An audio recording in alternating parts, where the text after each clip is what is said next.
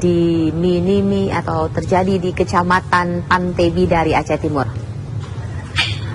Suasana mencekam terjadi ketika baku tembak antara anggota gabungan Polres Aceh Timur dan Aceh Utara dengan kelompok bersenjata Din Minimi. Untunglah tembakan mereka hanya mengenai mobil. Baku tembak ini kerap terjadi hampir setiap bulan. Kelompok Din Minimi menyerang petugas yang berpatroli. Menurut aparat yang berwenang, wilayah ini merupakan markas Din Minimi sehingga mereka memberondong polisi dengan peluru. Kali ini ada 1 orang yang berhasil ditangkap. Polisi juga mencari anggota lain dari kelompok bersenjata yang meresahkan masyarakat ini.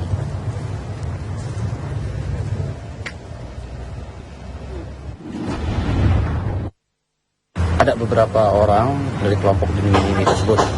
Nah, pada saat kita tiba, mereka langsung melakukan penyerangan kepada pihak kepolisian yang dipimpin oleh Wakapolres, Polres Reskrim Bintang. Kemudian jadilah baku tembak di sana. Alhamdulillah dari personil kita tidak ada yang menjadi korban, hanya kendaraan kami, 2 kendaraan yang sempat dilakukan tembakan oleh mereka.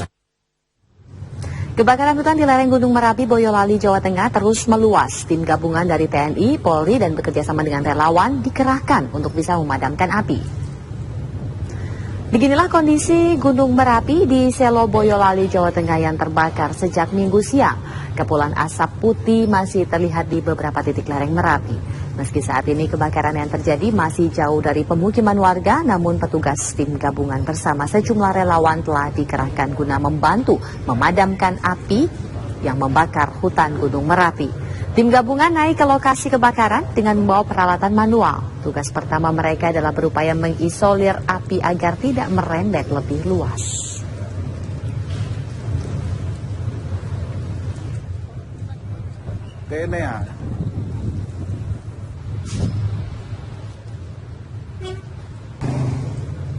Pasca hujan yang mengguyur sejumlah wilayah terpapar kabut asap, kini kondisinya membaik. Kepekatan kabut asap yang selama ini mengganggu aktivitas warga berangsur berkurang. Seperti apa kemudian kondisinya? Berikut kabar selengkapnya.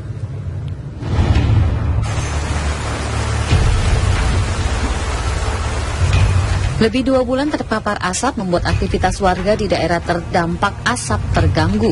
Tak hanya kegiatan di sekolah, warga makin enggan keluar rumah karena pekatnya kabut. Datangnya hujan menjadi doa mereka yang terus diselimuti asap agar bencana ini segera tuntas ditangani. Doa para warga terdampak asap akan datangnya hujan sepertinya telah dikabulkan. Bagaimana tidak, turunnya hujan mampu mengurangi kadar kepekatan asap yang menyelubungi beberapa daerah di Sumatera dan Kalimantan. Hujan deras yang mengguyur hampir seluruh wilayah kota Pekanbaru Riau membuat kepekatan asap berkurang. Kualitas udara pun membaik. Meski hujan yang mengguyur hanya terjadi sesaat, namun hal ini membantu memadamkan api di lahan yang terbakar. Di Bukit Tinggi, Sumatera Barat, hujan yang turun selama 3 hari terakhir mampu membuat polusi asap hilang. Pantauan indeks standar pencemaran udara di sana sudah berada pada level baik dan sedang. Diperkirakan hujan masih akan turun dalam beberapa hari ke depan sehingga diharapkan dapat memperbaiki kualitas udara di sana.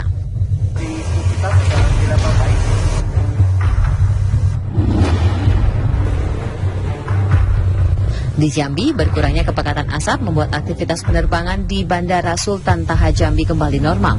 2 bulan sudah bandara ini ditutup karena minimnya jarak pandang. Di sepanjang hari ini, penerbangan dari dan menuju ke Bandara Sultan Taha berjalan lancar. Sementara itu, kebakaran lahan di kawasan hutan rimba Bukit 12 membuat suku anak dalam atau orang rimba mengungsi. Sejak pekan lalu, Dinas Sosial Kota Jambi mengevakuasi orang rimba yang terlantar di jalanan Kota Jambi. Perjalanan panjang menembus asap yang ditempuh membuat kondisi mereka memburuk, khususnya anak-anak. Untuk sementara, warga suku anak dalam ditempatkan di panti sosial Dinas Sosial Kota Jambi. Mereka menolak dipulangkan karena kebakaran hutan yang terjadi membuat mereka sulit bertahan hidup di lokasi. Tim TV One mengabarkan.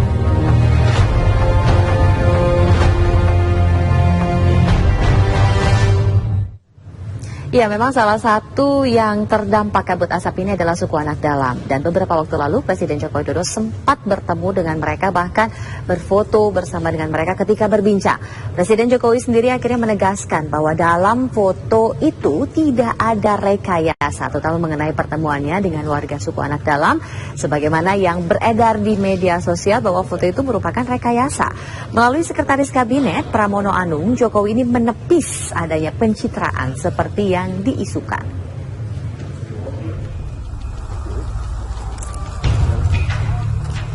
Inilah kunjungan Presiden Joko Widodo saat bersilaturahmi dengan masyarakat suku anak dalam yang terkena paparan kabut asap pada Jumat pekan lalu. Jokowi bertandang ke Jambi beserta jajaran Kabinet Kerja. Jokowi memberikan bantuan sembako dan santunan, namun belakangan kunjungan ini menuai polemik. Pasalnya beredar foto rekayasa seputar pertemuan tersebut di media sosial. Melalui Sekretaris Kabinet Pramono Anung, Presiden Jokowi menegaskan tidak ada rekayasa dalam foto seputar pertemuannya dengan warga suku anak dalam. Menurut Pramono Anung, tidak ada pencitraan seperti yang diisukan saat ini. Pramono juga menyatakan Presiden berada di dua lokasi yang berbeda dengan membawa penerjemah yang sama. Tidak ada sama sekali yang dilakukan oleh Presiden seperti yang dituduhkan. Bahwa ada satu orang, yaitu Saudara Husni Tamrin, yang bertindak sebagai penerjemah yang bisa berbicara suku anak dalam yang ada di dua tempat tersebut yang memakai batik. Jarak antara Presiden mengunjungi suku anak dalam yang mereka turun gunung atau keluar dari hutan dengan lokasi tempat penampungan itu kurang lebih sekitar 600 sampai dengan 800 meter. Sebelumnya beredar foto peristiwa ketika Jokowi melakukan perbincangan dengan warga. Salah satu foto menggambarkan warga di rumah singgah anak suku anak dalam mengenakan pakaian lengkap dan tertutup. Foto lainnya menunjukkan Jokowi berbincang dengan warga yang hanya mengenakan penutup seadanya, seolah memperlihatkan Jokowi berbincang dengan orang yang sama. Tim TV One mengabarkan.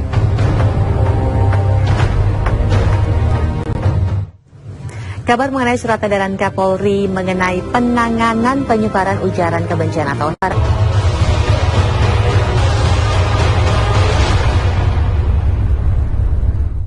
pemirsa, lokasi pameran di lapangan Sumampir dalam rangka hari ulang tahun koperasi yang digelar pemerintah Kota Cilegon, Banten diterjang angin puting beliung. Ada puluhan stand pameran yang porak-poranda dan barang-barang yang diperdagangkan pun berhamburan. Inilah angin puting beliung yang sempat terekam kamera dan menghancurkan puluhan stand di lapangan Sumampir. Datangnya angin berkisar kurang lebih 10 menit membuat para pedagang panik dan berhamburan keluar dari lokasi pameran untuk bisa menyelamatkan diri. Tidak ada korban luka dan korban jiwa dalam kejadian ini, tetapi kerugian dinilai mencapai puluhan hingga ratusan juta rupiah.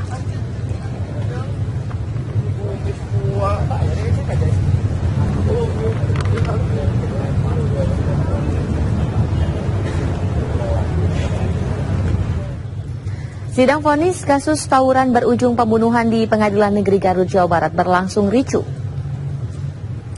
Puluhan keluarga korban yang tak terima dengan vonis 3 tahun penjara untuk terdakwa A dan R langsung mengejar kedua terdakwa.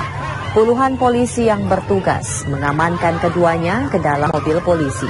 Selain itu, polisi juga berupaya menenangkan keluarga korban yang masih tidak terima dengan vonis ringan majelis hakim. Keluarga korban menilai vonis 3 tahun penjara untuk kedua terdakwa terlalu ringan. Vonis ini lebih ringan dari tuntutan jaksa, yaitu 5 tahun penjara. Dan kerabat korban yang emosi. Polisi kemudian berusaha. Ratusan warga Cilengsi, Bogor, Jawa Barat menghadang truk sampah asal Jakarta yang melintas di Jalan Raya Cilengsi. Warga pun menolaknya karena truk yang melintas ini menyebabkan kemacetan dan menimbulkan polusi lingkungan.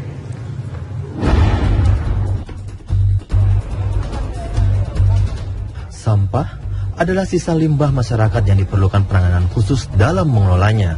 Sampah juga membawa masalah tersendiri bagi warga yang berada di area lintasan menuju tempat terakhir pembuangan sampah.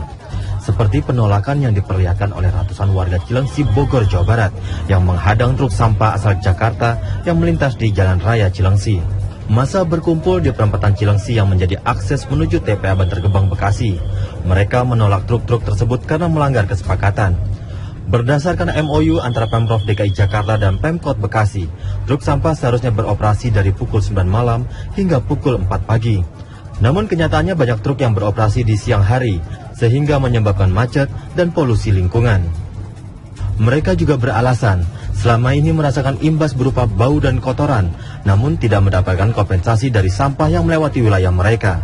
Kalau memang dari DKI mau dipakai jalur untuk pembuangannya, silakan. Mau pakai pesawat atau pakai apa, silakan. Asal jangan melalui Cilengsi ini, karena itu sangat mengganggu daripada masyarakat Cilengsi ini.